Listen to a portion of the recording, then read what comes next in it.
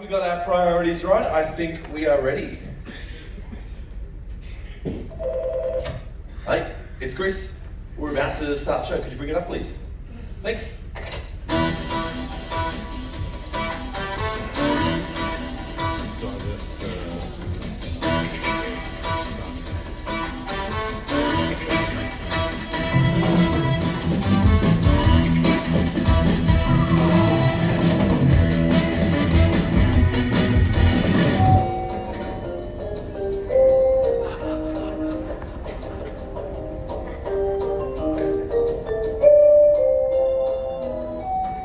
Deck 3, promenade deck.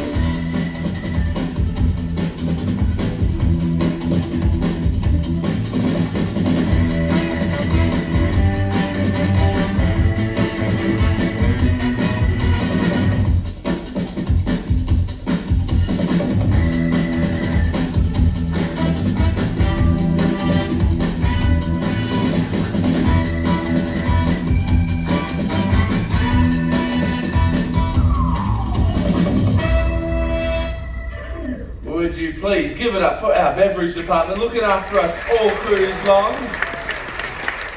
Oh, this is a fancy way to start the morning. Thank you so much, Rob. Appreciate it, mate. Thank you. Roel, everybody. We'll pop this down just in there, and we'll get back to this in just a little moment. Now, this bottle, this delivery, it's pretty simple, right? You can pick up a phone, make a call, and by some kind of magic, it arrives here. Maybe you've done that once or twice this cruise, yeah? Maybe you did it already this morning with breakfast. But have you ever thought about it? Like, really thought about what happens? How many people worked to get up to this moment? How many systems? How many operations? How many individual moments of energy, effort, life were required? Our job, my job, for this cruise of 14 days is to try and make every moment feel as seamless as possible. To let you just forget everything else, to just be here, enjoying the moment here on the ship. And this ship can feel like a lot of things. Sometimes it's a restaurant, sometimes it's a performing arts centre, sometimes it's a hotel, a spa, a place to take a walk around the promenade deck. Sometimes it's a place to learn or to meet someone unexpected. In other words, it's more than a ship, it is a city. A city that looks a whole lot like a ship. But today I'm going to show you a couple of things. Every time you turned on the lights, or your shower, or you woke up in a new port of call, or had some delicious food, it was all the work of hundreds of people who call this ship their home. Today I'm going to reintroduce you to Nordam through a new set of eyes to show you that this is more than a ship. It is our home, and it is our city on the sea. This is my city. Welcome to my home. This is my city. Welcome to my home. This is my city. This is my city. Welcome to my home. Welcome to my home. Welcome to my home. So, first things first, we've got to meet the people who live in our city. And if you haven't noticed already, we at Holland America Line are a pretty international bunch. My name is Roland Susan. I'm a second engineer. My name is Matthew. My name is Claire. My name is Chris. My name is Annika Zeller. My name is Tailor. Hi, I'm Nico. My name is Omar Knight. I'm with the BB King All-Star Band. I'm from Ukraine. I'm from southern part of India, Chennai. I'm from the Philippines. I'm from Greece. I come from Italy. I'm from the Netherlands, from Zwolle. On this ship, we have crew representing nearly every continent and from all walks of life. We are Indonesian, Canadian, Thai, British, Ukrainian, American, Spanish, South African, Croatian, of course, Filipino. Oh, and we can't forget the Dutch either. Plus, so many more. And we know that you guys come from all over the world as well. We have about 44 to 57 nationalities depending on the ship. It's a complete immersion of experiences. You are, you are exposed to cultures, customs, languages, which is unparalleled in any industry in the world. The gentleman who was working on board was my cabin mate in 2001. So we're meeting after a good 20 years. We caught up, we couldn't stop talking. And his wife is on board as well, they work as a couple. So she said, okay, I'll come back in half an hour, 40 minutes when you have done your bromance. it was a good experience. Yep. This ship is a place where all of our stories come together. We'll hear about best friends, we'll hear about people that fell in love, and we'll hear about family legacies, as well as dreams that come true. And we'll get to know the people that live right here on this ship. But before many of us call this ship home, it takes the work of countless more to even make it happen. To tell us how it happens, please welcome your entertainment host, Leanne. Good morning. So, 5 years before a single guest steps onto the ship, thousands of people all over the world started working, designing, and planning every single space on board the ship, from the biggest things like how many decks to the smallest detail like which lightning fixture to pick.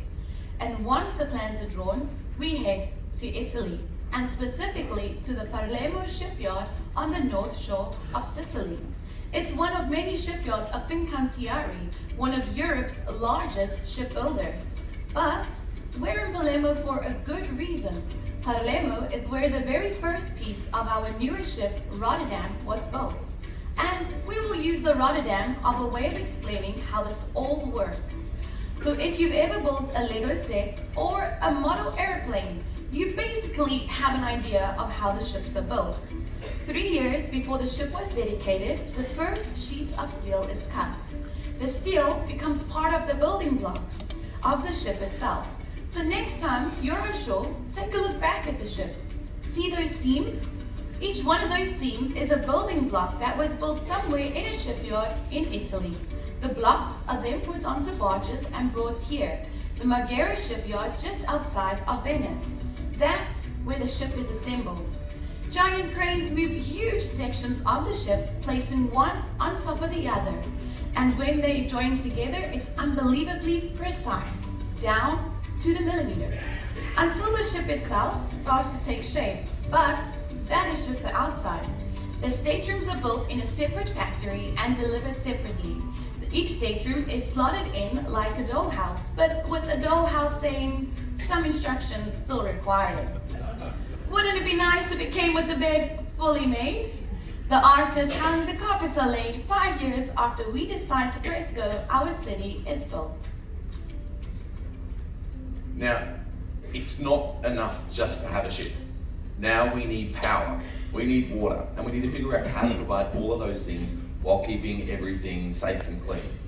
To explain how that works, we're going to take our first stop on this journey, sort of to our version of public works, way down below in a place called the engine control room.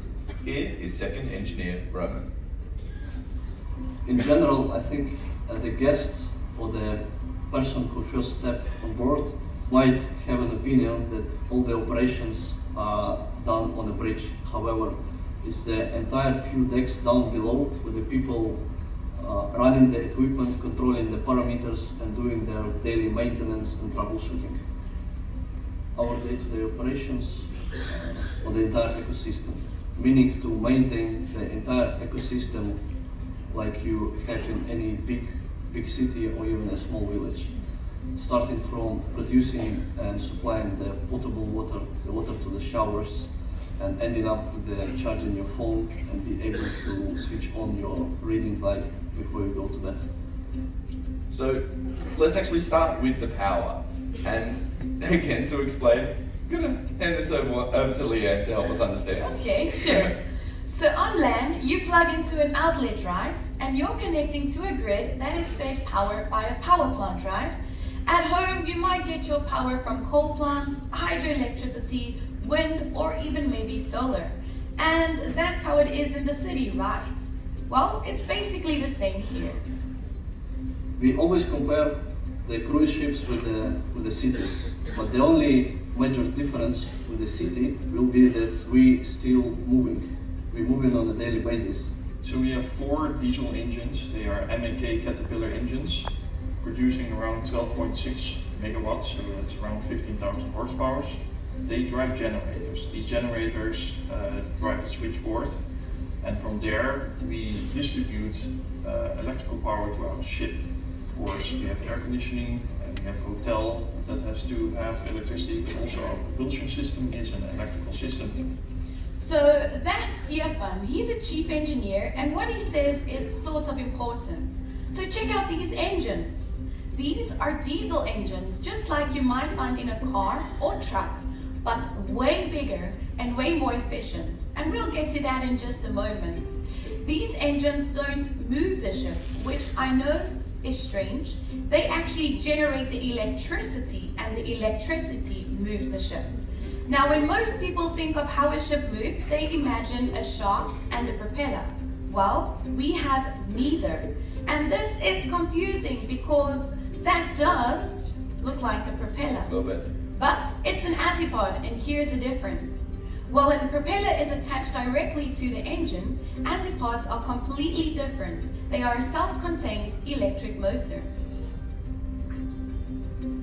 It's an electric motor hanging basically outside the vessel. This is an efficient and new way of propelling a cruise ship. An azipod system is two azipods. These can turn 360 degrees, making sure that the ship is very maneuverable, but also because of the design of the azipod, they are very fuel efficient. Yes, and more fuel efficiency is extremely important to us because the more efficient we are, the better it is for our environment. How cool is that? Thanks so much, Leanne.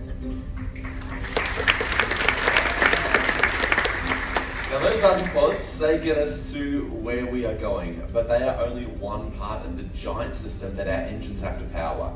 Here's how it works. Diesel fuel gets loaded in at port, but by some of these barges, you may have seen them throughout the cruise, and you'll often hear the officer announcing when we're loading, when we are bunkering fuel. Now that diesel is then stored on board and powers our giant engines that basically serve as turbines to generate electricity, which powers everything on the ship, including these big screens behind us. And the engine control room, or ECR for short, we abbreviate pretty much everything on a ship. The ECR is where they monitor the grid to make sure that all of that power is getting to where it should be going, and that there is enough of it. So if you switch your switch in your bathroom, then we are consuming a little bit more fuel on our generators, but everything is connected to the same grid, compared to a grid that you're connected at home. So it's basically a very big power plant that drives the ship. So think about that for a second. When you turn off the lights in your room, you're saving a little bit of fuel. That's pretty amazing, right? But also a huge responsibility. And if we're doing any of our job right, you won't notice any of this. We have a watch that is always here, so we are looking at all the systems that are operational 24/7. Somebody's down in the engine room checking if anything comes in alarm or any operations that has to be done. From here we can control basically everything that is technical, from propulsion to water production to wastewater to air conditioning. So these screens in front of me, this is our automation system, where basically all the parameters are controlled, all the inputs are coming, and we get all the controls over the power plant of the ship. There is a total of 255 pages on this automation, and it's over 5,000 alarms. 5,000 alarms, imagine that. Our engineers have to be aware of 5,000 different alarms, which all mean something different. As one of our engineers once told us, not every alarm is something that requires action, but every alarm requires attention. Now the engine control room is the power plant for our city, but it's also something else. So we produce our own water, and we use evaporators and a reverse osmosis, and this will be probably the best water you ever drink, because we make it from the ocean water when we're way out at sea, so the quality is very high. When you are in your stateroom, when you turn on that tap, that water was likely made on board. And to tell us more, I'm going to introduce our environmental officer, Adrian. Morning, Adrian. Welcome. So, I think the evaporators are pretty amazing, but can you explain to us a little bit more about how they work? Of course, Chris. So, our engines create a lot of heat. If you ever touch the front of your car after a drive, you know it gets hot, right? In your car, that heat gets cooled in a radiator and then blown out into the environment with a fan, But on the ship we use that extra heat to do a lot of things, including making fresh, drinkable water. Now, can you describe how that works? Because it's pretty fascinating. Right, so our evaporator takes in fresh salt water from the ocean and then heats it up until it turns into steam. And just like when you boil water at home, the system rises up. The evaporator collects that steam and then cools it down, turn it back from steam into water. And all that salt water left behind, how do you think we boil the pasta in Canaletto?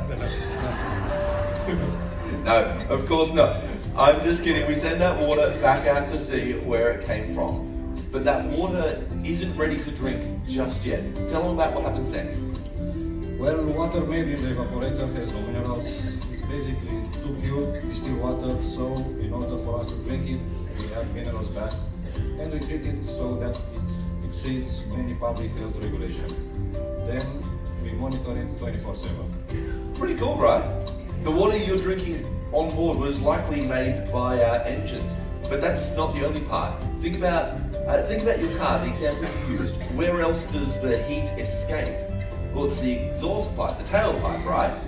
Well, we use that heat to make steam that then we heat the water for your showers, your faucets, getting hot water to the laundry, and many other purposes on the ship. And by the way, the exhausts, the gases coming out of the stacks on the top, we take care of the environment a little bit by cleaning them up with our exhaust gas cleaning system, which is basically a big shower system that washes out all the bad stuff from our exhaust, right? Cool, right. So that's one way of explaining it. The exhaust gas cleaning system is actually able to remove 98% of sulfur compounds and 90% of particulates from our ship's engine exhaust. Pretty amazing, right? Thank you so much for joining us this morning, Adrian. Now, for my favourite part of the show. The question every 8-year-old, if we had them on board, wants to know the answer to. Where does the stuff go when you flush the toilet? And why is it so loud? Let's take the plunge and talk about toilets. And let's start with how noisy they are. So, at home, your standard toilet uses about 1.5 gallons of water per flush, almost 6 litres of water. Here, we use vacuum toilets, like you may have seen on aeroplanes as well. And the reason? It's pretty simple. On average, our toilets use 1 litre of water per use. And if you don't think that's a huge difference, well then we need to talk about what that looks like across the entirety of the ship, every single day. Sorry in advance if this gets a little personal. On average, people flush the toilet about 7 times a day. On board, there are about 3,000 people in total. That's 21,000 flushes. Let's do a couple of quick math sums here.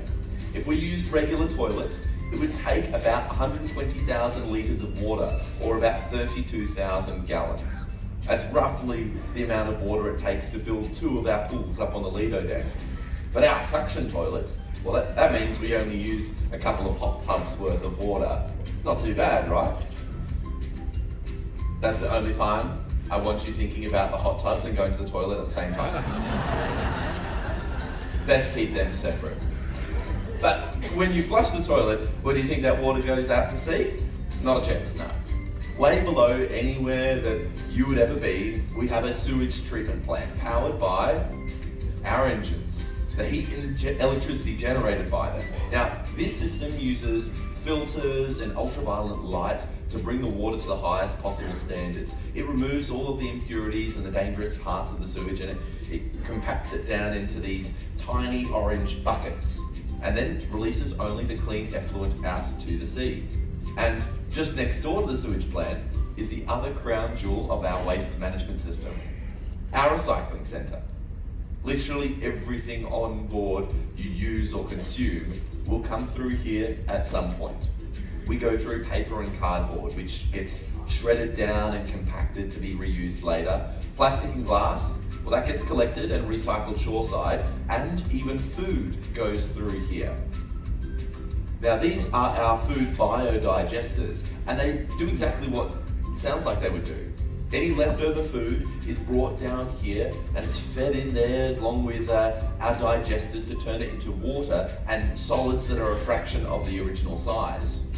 The processed liquids then goes out to sea, complying with local and international regulations, and the solids get offloaded in port. Easy as pie. Pie that's been through a food digester. It's a pretty amazing system, and it has to be because there are a lot of us. But of all the utilities that we provide our guests, from the clean potable water and the hot showers, we know what matters most. The most important live or die commodity that we can provide. Wi-Fi. And I know, it's important for everybody. But how does it work, and why can it sometimes be a little frustrating? Well, back home, your internet nowadays is a pretty simple thing. But here in the middle of the ocean, it's just one of the many miracles that we have to provide. And let's not underestimate the miracle part of this. So let's say you're at sea. You want to send an email back home to tell your friends about the awesome cruise that you've been having. If you did that at home, you don't even think twice. But here, it's so complicated. Now here's Yanni. He's a senior IT officer, and he's going to explain how it works. When any user, guest or crew has a device and they use our onboard navigator system, they are routed through our wireless access points into the backbone of the network. Now if you look carefully, you can see those access points across the ship in the ceilings. They kind of look like your Wi-Fi router at home. From there, it will send the data to the antenna to the satellite above the Earth, the satellite down to an Earth station somewhere in the planet. This Earth station will deliver this data and then back to the satellite, back to the ship, back to our firewall, all the way back to the user. The average speed of data all the way there and back on the ship is about 650 milliseconds. The entire journey from your device up to the satellite and back, just over half a second. It's probably 6 times slower than an average home internet connection, but it's 1,000 times more complicated. 1,000 times more complicated. That pretty much sums it up. In fact, it kind of sums up everything that we do here on board. Everything that we do is 1,000 times more complicated, but it's our job to make it all feel seamless. And there is no group on board that does that in a more public way than the next part of our city, our bars and restaurants. Okay, so right now on board we've got roughly 1,900 guests, but there's also almost 800 crew members as well. All of us have to be fed, and that is a Herculean task. And the person behind that incredible task, the person that keeps all of our plates full in every sense of the word, well, I'd like to introduce you to our executive chef, Mahendran. Good morning, everyone. You're a popular man, Mahendran. Okay, so first of all, there are tons of questions I could ask, but let's start with an easy one. Who would you say is the most difficult person you've ever had to cook for? Any option? Do I have any options? Microphone is yours. I think this is a very difficult question you asked. This is a hard one, okay? Yes, my wife. She's not here, is she? Plenty questions. Plenty criticize. Well, let's go about, what about one of the craziest things you've ever had to cook here on board? Okay, I wouldn't say craziest, I say one of them. Delicate, one of the nice one. It's a prime rib, because which needs to have the proper time as well as the proper greatness. So one of the elegant cooking is prime ribs. Prime rib, well I think it tastes delicious, so I appreciate the work that goes into it. I'll give you tomorrow. Tomorrow? Prime rib tomorrow. Heard it here from the chef's mouth. Now, look, I have a little bit of a game that I'd love for everyone to join in with, and to help us out, I've got to welcome our game expert, Leanne. Leanne, come back out here. Yes! Hello! Okay, so before we play our game, I first have to explain something to our guests, and for this we have to go back below the decks, past the ECR, past all the utilities to visit a place where we started our show, but most of us never get to visit our food storage areas. So when we arrive in Auckland, we do a lot of things. We take care of your luggage, we clean your staterooms, we make sure that customs and immigration is running as smoothly as possible, and we resupply. And I just want to run through some numbers because honestly, it's amazing. So chef, how many pallets of produce do we bring on? For 14 days, around 90 pallets. So if 90 pallets doesn't sound like all that much, that's almost 5,000 cubic feet or about 140 cubic meters of just fruits and vegetables alone. Okay, chef, how much flour do you think we bring on? Roughly 1 ton. Wow, you know your numbers. Good job. That's a ton of flour. Okay, this time we're going to do another one, and we're going to involve our friends in the audience. Are you ready for it? We're going to do it as a multiple choice. Let's see if you can guess correctly. Our chef knows numbers, but let's see if you can guess correctly. So how many pounds of carrots do you think we use every single day? 68 or 75? Which one? Every day. 75 is correct, and that's about 33 kilos, okay? What about onions? 100 or 70? Which one? Yeah, I smelled your breath. 100? Yeah. It's correct. That's about 45 kilos. Okay, what about bananas? In a day. Which one? 160? And that is correct. And that's about 72 kilos. Okay, chef, let's see if they can guess the next one correctly. Here's where it gets a little bit difficult. Chicken. How much chicken do you think we go through in a single day? 300 or 500? Just Which pick one? the big number. It is 500 pounds. That is correct. And that's 230 kilos, more or less. 500 pounds. That's a lot of chicken. So we do 40 pounds of coffee, 80 pounds of tomatoes, and 350 pounds of rice every day of our cruise. And it's all stored in facilities like these. So we have dry storage for things that don't need refrigeration. And then we have cool storage. And then we have freezers and dozens of freezers that keep everything cold and fresh. Here's Ronald. He's a member of our new Statendam Culinary team. When you count all the refrigerator, we have 400 to 500, and that's all only in the main galley. We have a big galley in the 2, and we have the bigger galley in the 3, and we have the kitchens in all the cafes. Right, so we have so many kitchens or galleys here on board. Chef, can you tell our guests how many people work here just to feed them? In the galley, around 140 people working with me, including myself. Around 100 people with chef's uniform who take care of preparing the food. Another 40 people, it's one of the very important people, one who's taking care of my galley shine, as well as the pans and pots, everything ready to cook. So how many cooks? Would you say there's about 100? 100. 100 cooks here on board just to feed them. Okay, now talking about cooks, I have a joke. You want to hear it? Sure. You want to hear it? Yeah. Okay, how many cooks does it take to screw in a light bulb?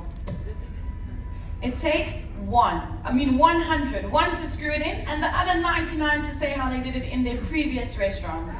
Okay, I didn't say it was a good one. It is an old joke. But chef, can you tell our guests about a place that most of them don't even imagine exists on board? Can you tell them about the bakery? Yeah, we have bakery on board. Most of them ask all other breads are ready-made or we buy outside or frozen. No, we make all the breads, fresh breads on board. We have a nice team, chief baker, and along with the team, they are working 24/7 like a sick wise. Wow, so they don't just make bread, you also make...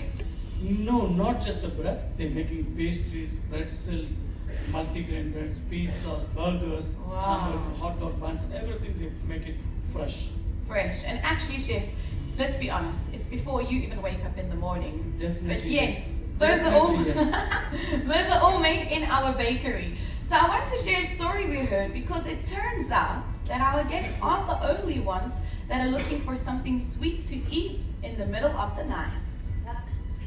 I worked as a night manager on the night shift, and there was this ritual some of the middle managers and managers would do, because we all knew the pastry chef would take out the cinnamon rolls at 4-5 in the morning, and we would walk into the bakery at about 4:30. It would be a daily ritual for the night team to have a cinnamon roll and coffee. So it's a ritual which is passed on from team to team. Now, don't go looking for the bakery in the middle of the night. But maybe next time you're in the Lido, take a look at all their hard work, at all those pastries. And don't just look, make sure you load up, because you only live once.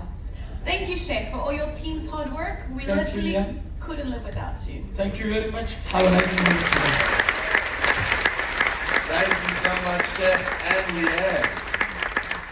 Okay, so all of that food, want to guess how much is left over at the end of a cruise? Here's the amazing part. When we're done with the cruise, after we've loaded almost 100 pallets of produce on board, on average, there's only about 2 left over after the whole cruise. 2 pallets from 100.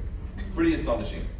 We are relentless about reducing our food waste and making sure we don't order more food than what we need. And it's for a pretty good reason, because if you think about it, let's say you're out on a cruise in the middle of the ocean and we run out of romaine lettuce. It wouldn't happen, but let us say it did.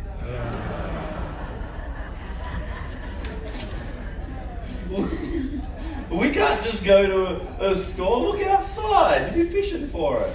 Now we've got to wait till our next port of call and hope that they have enough lettuce there for us. It is a ton of responsibility.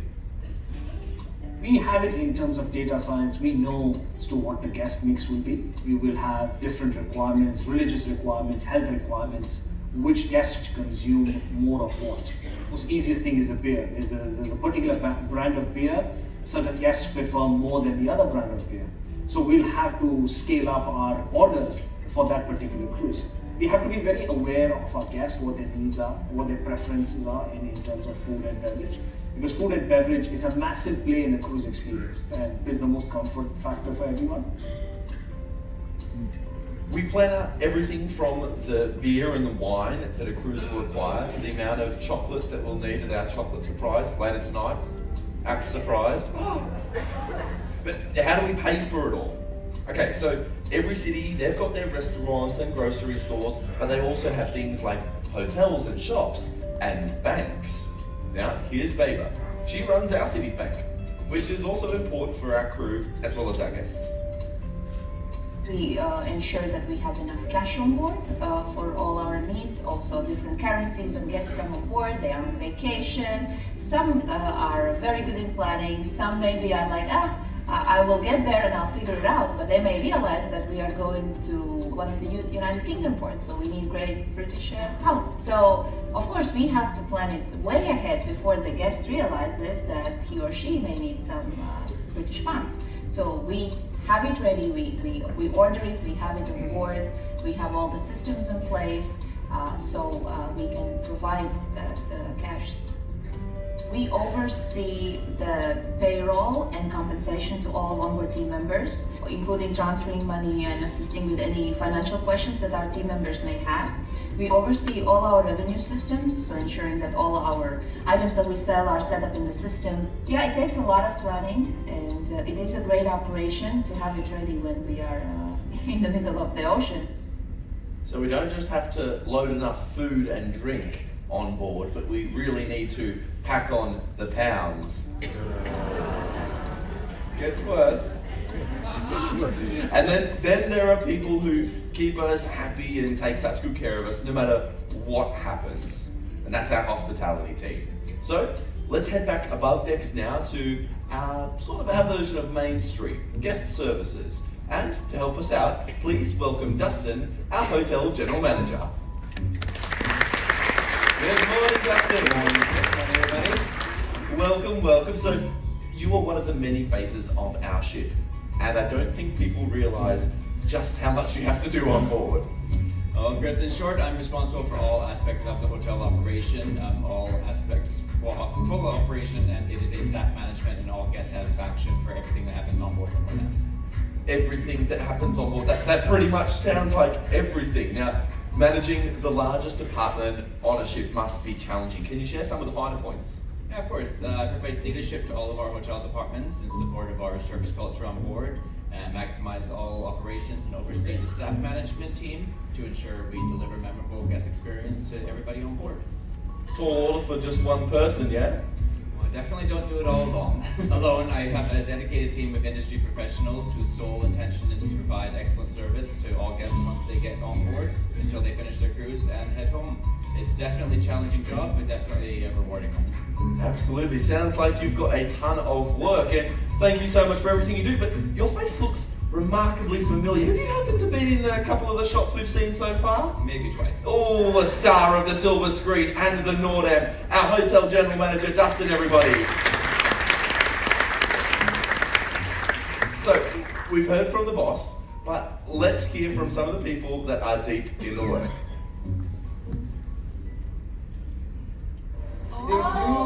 Aside from their key cards, aside from their key cards and their phones, jackets, jackets, good one. Reading glasses. Somebody lost their teeth, and somebody different, and he was like, "Have you seen my Your teeth?" I think I know what you're looking for. Is it this one? I have more than 10. Oh, Yes, really? yes. More than 10. One stateroom carry 22 suitcases. They brought everything from their home on the ship. Like they are moving from home to the ship. I don't know about you guys, but I've like one, for 6 months. Rotterdam is my favorite port because this is the first time I step on board, the first time I away from Indonesia, and Rotterdam means a lot for me. For me, it's Alaska because of the snow over there. I like cool. Not hot like our country. The most important thing, we have to take a picture and upload to Instagram. Oh my god, it's a long list. It's unbelievable. I'll try eating in the dining room and let my friends serve me. Wow. I'd probably go to the spa. Probably stay in the sauna for like 3 hours, I think. Hydro Oh, pool. yeah. Oh, yeah. We can go to the gym. Yeah, go to the gym. For me, crew mess is very nice for us. Oh, Yeah. come on. Everything is free.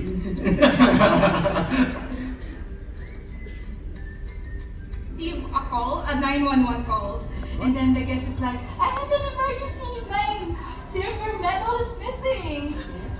Is this a life and death situation?" We were doing this Antarctica cruise before, and then this guest came to the desk, very frustrated, and he was like, "I want to know what kind of dolphin is that. I want to know what kind of penguin is that. Tell me, what is the name of the penguin?" And I was like,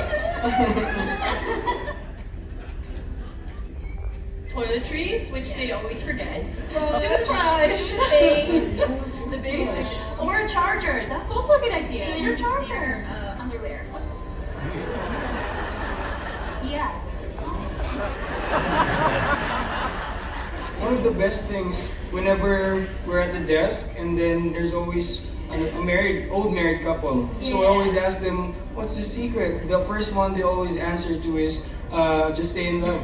So I think that's one of the sweetest things I've ever heard. Isn't that wonderful? Yeah, I heard you all laugh, but statistically speaking, there are about 5 people in the audience like, "That's actually a pretty good idea, pack more underwear." But there's one place that I want to take you to now. So, down below, near the front of our ship, is actually our laundry room. Now, all of your clothes, your sheets, your towels, they're all cleaned down there. But a few steps away from the laundry is our tailor shop. Yes, indeed, we have a tailor right here on board. Since birth, I was on a tailor shop. My dad built the tailor shop in 1971 where I was born. That's Arnell. His family have been a part of Holland America Line for a long time. I've gotten to work with his brother as well. Now, he's about to tell you an amazing story. And while you're watching this, you should know that the current Rotterdam is Rotterdam number 7. My father started on Rotterdam 5 in 1977. My brother starts in Rotterdam 5 in 1989. I started my first ship here, 1995, also on the Rotterdam 5. On my first ship, all these uniforms are being made on board, like the dining room uniforms, the beverage uniforms, housekeeping uniform. They are not ready-made. I was here 1995. We are all doing it from scratch. We ordered like hundreds and hundreds of rolls of materials, like black fabrics, batik, yellow fabric, blue fabric. We all made it from scratch. Like we do thousands of uniforms. These days, our tailor shop mostly does alterations, but believe me, on the rare occasion when we do need to whip up a suit in a hurry, they can absolutely do it. And here is some proof. Here is a photo of Arnell wearing a suit that he made in about a day and a half. Wow, right? Now we love stories like Arnell's. For some of us, this is a career that can span generations. For others, this city at sea is just a stop on their journey, and that's special too. Actually, I want to play you just one more story. On my second contract, my cabin steward had a dream. He wanted to become a pilot. After a few years of working on board, he saved some money and he attended flight classes. And he's my friend in Facebook. It's been more than 10 years, and he's a commercial pilot for an Asian airline. And I like to tell this story because it's a proof that everybody has a story. People have reason why they choose to come on board, leave their family. There's a story what they do, the money that they earn, and a lot of them then go home and they fulfill their dreams. And it's great. It's great to hear, it's great to see how people who have worked on board and then they have left for a life on land, how they, what they do, where the life brings them. So it definitely makes you more open-minded about everything you see. Okay, so we've been around all the places on the ship, but we've seen tons of areas of where people work, but there is one last place that we have to go. And the number one place that I get asked about every single cruise. So let's head up to deck 8, the navigational deck, just behind the pointy part of the ship, and let's take a look at what it's like there on the bridge. Here's Maria, a navigational officer. Hello, my name is Maria Luisa Ito, and I'm a second navigation officer with Holland American Life. As you see, this is our center console. We have the controls of propulsion behind me, we have the controls of the thrusters, we have the panel with our engines so that we can see which engine we have online. Then we have the electronic chart that is in the center, and the chart is overlaying the radar. We have the GPS that works same as it works in your car. We have the radio that is our primary communication on shoreside or other ships. We have a lot of alarms. And also we have binoculars. We have the most important part, the steering wheel, that is here. Now, I love that. In place of one of those giant wooden wheels, well, bridges these days, they've got buttons, knobs, joysticks, screens. It's kind of like a video game.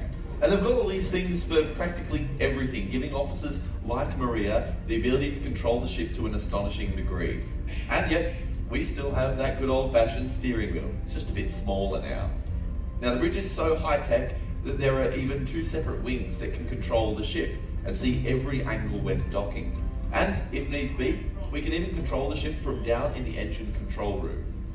The bridge crew uses all of this equipment in order to keep us safe and sound. And they do all of this 8 hours at a time on something called Sea Watch. On the Sea Watch, there are 4 people on the bridge. There are 2 officers and 2 quartermasters. If we need to go to helmsteering, then one of the quartermaster will become a helmsman and will take the helm. We have to monitor the equipment. We have to monitor the radar, of course, for traffic, and not only for traffic, we also can see the weather, the overview, if it's a storm coming. Combined, they give us the full picture of where we are and what are the dangers around us, and of course, where we have to go. That all sounds complicated? Because it is. I'm not allowed to touch anything up there. Now, the officers and the quartermasters who work on the bridge have to juggle a number of different tasks, all while keeping in mind a whole lot of critical information. By the way, not just talking about the sea, they are responsible for everything on the ship. In many ways, they are the puzzle masters who need to know how all of these parts fit together. And by now, you can see that there are so many parts to this puzzle. This whole thing is one big logistical puzzle. When all comes together, for the guests, seems like nothing is happening, but actually there are a lot of things happening. We're taking care of everything, so they just have to relax. They don't have to worry about traveling. We want to make sure that they have the best vacation of their life. A giant logistical puzzle, and when you put all of the pieces together, it becomes invisible to our guests. That's the magic of what happens up on the bridge. And now, it is my pleasure to introduce you to the mayor of our city, the person with all of the responsibility for our safety, our comfort, quite literally our lives. Would you please welcome to the stage my friend and yours, Captain Marek Zoll.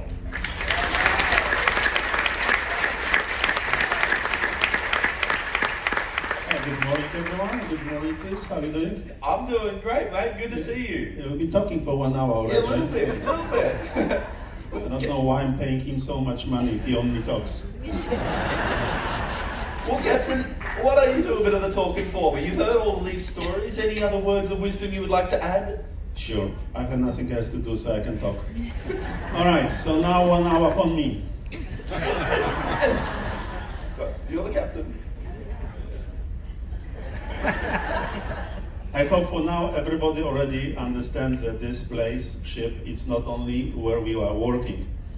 It is the place when we live, we love, and we make friends, and sometimes even we have a little spare time, then we can joke with Chris.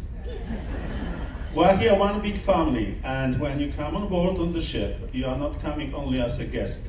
You are becoming a part of this family for a short time, but don't worry, there's still time to book the cruise from Auckland to Sydney. For us, it is the biggest reward that you are trusted us with your vacation, and you are here with us to make this journey more happy for us and yourself, and to be really thoughtful and memorable for all the years to come. Thank you so much for coming with us. Well said, Captain, and just under time. Nailed it. I know, I cannot speak as long as you do. Well, actually, before you get going after this, no, I'd like you to stay for a moment, so I've got something special, if you've got time. Yeah, I've got nothing to do, I just cancel one port to be here. Indeed, well, why not stick around for a couple of minutes, because you've met the people who work and live here. You've heard our stories, you've gotten to know us over the last couple of weeks as well, and now our journey, whilst we have one more port left, and a really good one, it's coming to a close. You mean Auckland? No! Tailor. It's one of the best. Oh, great day. We'll get to that later. It got me excited and distracted. I love Tailor. It's one of my favourite ports. Yeah, you need to go to top of the mountain. Yeah, meet my ship friends. Yep. But, well, before you all run away, stay to the very end because we've got a bit of a surprise for you. But there is one last thing that I have to share. Now, this card, it came along with that bottle of champagne. And written on it is probably the most important part of everything that we do. It is the final piece to the puzzle and the final chapter to our story. The final aspect of our city that you have to know. And perhaps the most important. Captain, do you want to read that? Yeah, so I have no glasses, so I can see nothing. Oh, you used the invisible link again. I did. Yeah, it's empty. Yep, it's blank. Forgot to do it. Yeah, you forgot to write something. No. We do all of this, all of the service, all of the hard work, the planning, the cleaning, the building, the making, and the performing, so that there is enough blank space for you to fill. Oh. You can fill this with your anniversary, your birthdays, your family reunion, your next adventure, your quiet getaway, or if it's just your home away from home. We do all this to create the space for you to fill with your dreams, your memories, and your journeys, which brings us back to where we started. Because I would like to acknowledge one particular story that there are many of you on board this ship right now doing the exact same thing. Can we raise the house lights, please, Matt? So, what I really love about cruising is when you come on board a ship as a way of reconnecting with people, maybe friends from the past, family members on board the ship. Maybe you've been some of the people that have told me you've visited family members in port as well. It's pretty amazing, and I know you all come a very long way to do just that. Now, I would like to recognise one particular duo on board that have travelled a very long way to see someone that they haven't met in quite some time. I haven't spotted you in the audience. If you are here, shout out and I'll get our team to deliver it to you. If not, I'll get it to you later. We've got Shauna and Kenneth Morrill. Are you in the house today? I haven't spotted you this morning. No? Maybe they're still asleep. The rocking of the ocean has put them to bed. Well, I wanted to recognise that we may all cruise for a many different reasons, but for me the most special is when you do it with someone that you love, or you're able to reconnect with someone that you haven't seen in a very long time. Stop doing that to me, not love. It's very special. Well, I'll get that delivered to them, but for whatever reason you've decided to cruise with us, I hope it's been a very special voyage for each and every one of you. And so, that brings us to the conclusion of our presentation. So, from all of us, the crew, the officers, everyone you've heard from today, all met during your journey, the chefs, the waiters, the station attendants, housekeeping, the beverage team, guest services, the spa, the shops, casino, nautical, technical, tourist creators, and of course the entertainment, and the countless others you don't get to see. We hope you all enjoy your journey and safe travels when disembarking or tell your friends and family about us, fill in that survey, and we'll see you on another Holland American ship very soon. Thank you so much for being with us.